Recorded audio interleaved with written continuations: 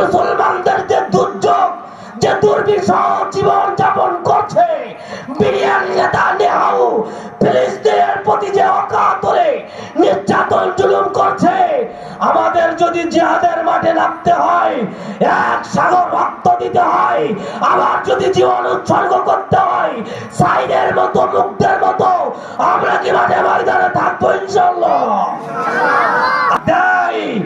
আমার কলিজার টুকরা যুবক ভাইরা, আল্লাহকে দেখিয়ে দাও খালিদ বিন ওয়ালিদের মতো, তারেক বিন জিয়াদের মতো, মুহাম্মদ বিন কাসেমের মতো, শাহজালাল শাহপরানের মতো।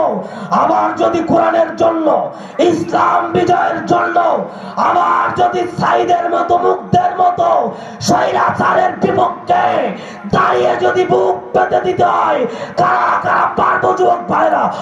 আল্লাহকে হাত তুলে দেখা।